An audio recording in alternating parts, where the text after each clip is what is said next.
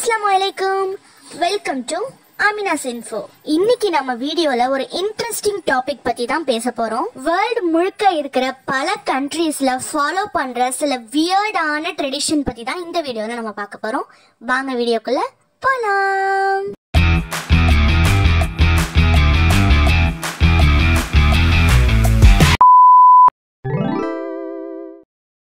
Touch கண்ட்ரீஸ்ல especially நெதர்லாண்ட்ஸ்ல எந்த வீட்லயுமே விண்டோஸ்ல curtains use பண்ண மாட்டாங்க அப்படின்ட்டு சொல்றாங்க. இத பத்தி கேட்கும் போது அங்க உள்ள சில பீப்புள் என்ன சொல்றாங்க அப்படின்னா, honest citizen have nothing to hide, அதாவது நேர்மையா உள்ளவங்க மறைக்கிறதுக்கு எதுவுமே கிடையாது, அப்புறம் எதுக்கு நாங்க கர்டைன்ஸ் யூஸ் பண்ணோம், எங்களுக்கு பிரைவசிங்கிற ஒரு விஷயம் தேவையே கிடையாது அப்படிங்கிறாங்க. அண்ட் நாங்களும் அடுத்த வீட்டில் என்ன நடக்குது அதை பற்றிலாம் நாங்கள் மைண்ட் பண்ணவே மாட்டோம், அதனால எந்த வீட்டில் கர்டைன்ஸ் இல்லைனாலும் அது எங்களுக்கு ஒரு பெரிய விஷயமாவே இருக்காது அப்படிங்கிறாங்க. பட் இதுக்கு இன்னொரு ப்ராக்டிக்கலான ரீசன் என்ன சொல்கிறாங்க அப்படின்னா, அந்த கண்ட்ரியில் வின்டர் அதிகமாக இருக்கிறதுனால சன்லைட்டுங்கிறது ரொம்ப கம்மியாக தான் இருக்கும். ஸோ நேச்சுரலான சன்லைட் வீட்டுக்குள்ளே வரணுங்கிறதுக்காக அவங்க கர்டைன்ஸ் யூஸ் பண்றது இல்ல. இதுதான் ஒரு பிராக்டிக்கலான ரீசன் அப்படின்னு சொல்றாங்க. நம்ம ஊர்லலாம் இந்த மாதிரி விண்டோஸ்க்கு கர்டைன்ஸ் யூஸ் பண்ணாம இருந்தா எப்படி இருக்குங்கிறத கமெண்ட் பண்ணுங்க. நீ என்னடா அங்க பாத்துக்கிட்டு இருக்க? போடா. பொதுவா கிரேவ்யார்ட் அப்படிங்கறதே ஒரு பயமான ஒரு இடமா தான் இருக்கும். அங்க போறதுக்கு நிறைய மக்கள் வந்து பயப்படுவாங்க. சம் ரிச்சுவல்ஸ்க்கு மட்டும் தான் அங்க போவாங்களே தவிர மற்றபடி அந்த இடத்துக்கு போகிறதுக்கு யாருமே விரும்ப மாட்டாங்க. பட் அப்படி இருக்கும்போது டென்மார்க்ல கிரேவ்யார்ட்ஸை ஒரு டூரிஸ்ட் அட்ராக்ஷனா வச்சிருக்காங்க. அதுக்கு பக்கத்துலயே பேர்ட் சாங்சுரிஸ், லேக்ஸ் எல்லாம் இருக்கிறதுனால அதோட சேர்த்து இந்த கிரேவ்யார்ட்ஸையுமே மக்கள் வந்து டூரிஸ்ட் ஸ்பாட்டா ஐடென்டிஃபை பண்றாங்க. நம்ம ஊர்லயுமே இந்த மாதிரி ஒரு கிரேவ்யார்டை டூரிஸ்ட் ஸ்பாட்டா கொண்டு வந்தா நீங்க போவீங்களா அப்படிங்கறத கமெண்ட் பண்ணுங்க. நாங்க ஏண்டா நடிச்சாமத்துல சுடுகாட்டுக்கு போனோம். பிரேசில்ல வாழ்ற மக்கள்லாம் அடிக்கடி பிரஷ் பண்ணுவாங்க.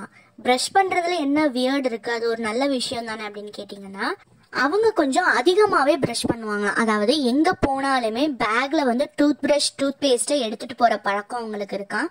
ஏன் ஒரு ஆஃபீஸ் போனா கூட ஒரு சாப்பிட்டு முடிச்சுட்டு உடனே போய் ரெஸ்ட் ரூம்ல போயிட்டு பிரஷ் பண்ணிடுவாங்களாம். அந்த அளவுக்கு அவங்க ஓரல் ஹைஜீனை ப்ரிஃபர் பண்றாங்களாம். பல்லு விளக்கலையா? மறந்துட்டேன். காலையிலயா? சும்மா ஒரு 6 மாசம். ஜெர்மனில வெட்டிங்க்கு ப்ரீவியஸ் டே போல்டரபெண்ட் அப்படிங்கிற ஒரு ஈவெண்ட் நடக்குமா. அது என்ன அப்படின்னா, பிரைட் க்ரூமோட ரிலேட்டிவ்ஸ் எல்லாருமே ஒரு இடத்துல கேதர் ஆகி அங்க உள்ள திங்ஸ் எல்லாத்தையுமே கண்டபடி இஷ்டத்துக்கு தரையில போட்டு உடைப்பாங்களாம். அது எதுவா வேணாலும் இருக்கலாம்.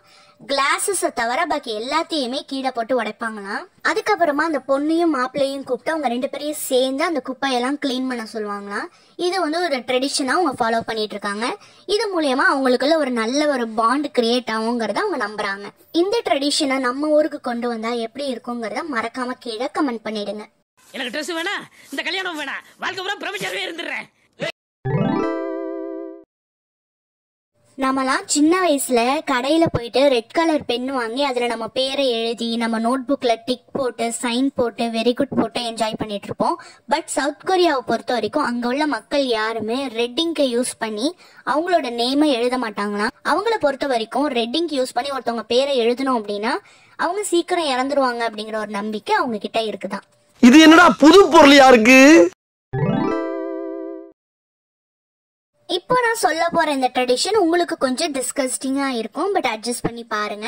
கிரீஸ்லலாம் வெட்டிங் ஈவெண்ட் நடந்தா பிரைட் க்ரூம் வரும்போது அங்க சுத்தி உள்ள ரிலேட்டிவ்ஸ் பீப்புள் எல்லாமே அந்த கப்பலை பார்த்து காரி துப்புவாங்க. ஆமாங்க, இதை நிஜமாவே அவங்க ஒரு ஈவெண்டா ஃபாலோ பண்ணிட்டு இருக்காங்கன்னா.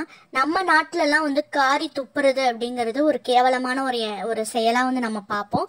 பட் அங்க வந்து அவங்களோட திருஷ்டி கழியணும் அப்படிங்கிறதுக்காக இந்த மாதிரி ஒரு ஈவெண்ட் நடக்கிறதா சொல்றாங்க. கர்ம கர்மா. இந்த ட்ரெடிஷன் எனக்கு ரொம்பவே பிடிச்சிருந்துச்சு. அதாவது டென்மார்க்ல வாழ்ற பீப்புள் 25 இயர்ஸ் தாண்டினவங்க இன்னுமுமே சிங்கிளா இருக்காங்க, கல்யாணம் பண்ணாம இருக்காங்க அப்படின்னா அவங்களோட 25th பர்த்டே அன்னைக்கு அவங்க ஃப்ரெண்ட்ஸ் எல்லாருமே சேர்ந்து அவங்கள ரோட்டுக்கு இழுத்துட்டு வந்து கட்டி போட்டு அவங்க தலையில இருந்து கால் வரைக்கும் ஃபுல்லா சினமன் பவுடரால கவர் பண்ணிடுவாங்களாம். 30 வயசாகியும் இன்னுமுமே கல்யாணம் பண்ணாம சிங்கிளா இருந்தாங்க அப்படின்னா இந்த சினமன் பவுடருங்கிறது பெப்பரா கூட கன்வெர்ட் ஆகிறதுக்கு சான்ஸ் இருக்கா. சில பேர் எக் மிக்ஸ கூட ஊத்துவாங்களாம். இதே ட்ரெடிஷன் நம்ம ஊர்ல இருந்துச்சுன்னா நம்ம 90s கிட்ஸ்ல முக்காவாசி பேர் அவங்க பர்த்டேக்கெல்லாம் இந்த மாதிரி சின்னமன் பவுடராலேயே தான் குளிக்கணும். அத வேற ஞாபகப்படுத்திட்டீங்க. நெஞ்சமெல்லாம் பொண்ணா இருக்கு தம்பி. அண்ட் இந்த டாபிக்கை பத்தி நான் கூகுள்ல சர்ச் பண்ணிட்டு இருக்கும் போது இந்த வியர்ட் திங்ஸ் அப்படிங்கிற லிஸ்ட்ல இந்தியாவும் இருந்துச்சு. அப்படி என்னடா இந்தியால வியர்டான விஷயம் அப்படின்னு சொல்லிட்டு அதை கிளிக் பண்ணி பார்க்கும் போதுதான் அது ஒரு செம ஃபனியான ஒரு விஷயம் கொடுத்துருந்தாங்க. அதை கொஞ்சம் நீங்களே பாருங்க. இத பத்தி சொல்றதுக்கு என்கிட்ட ஒரு கமெண்ட்ஸும் கிடையாது. ஸோ இந்த வீடியோவில் நான் சொல்லியிருந்த ட்ரெடிஷன்லாம் உங்களுக்கு புதுசாக இருந்துச்சா இல்லை ஆல்ரெடி நீங்கள் இதெல்லாம் கேள்விப்பட்டிருக்கீங்களா அப்படிங்கிறத கமெண்ட் பண்ணுங்கள். இந்த வீடியோ உங்களுக்கு எந்த அளவுக்கு என்டர்டைனிங்காக இருந்துச்சுங்கிறதையும் கமெண்ட் பண்ணுங்கள். உங்களுக்கு இந்த வீடியோ பிடிச்சிருந்துச்சுன்னா மறக்காமல் இந்த வீடியோவை லைக் பண்ணிவிட்டு நம்ம சேனலை இன்னும் சப்ஸ்கிரைப் பண்ணலன்னா சப்ஸ்கிரைப் பண்ணி பெல் ஐக்கானை கிளிக் பண்ணி வச்சுக்கோங்க.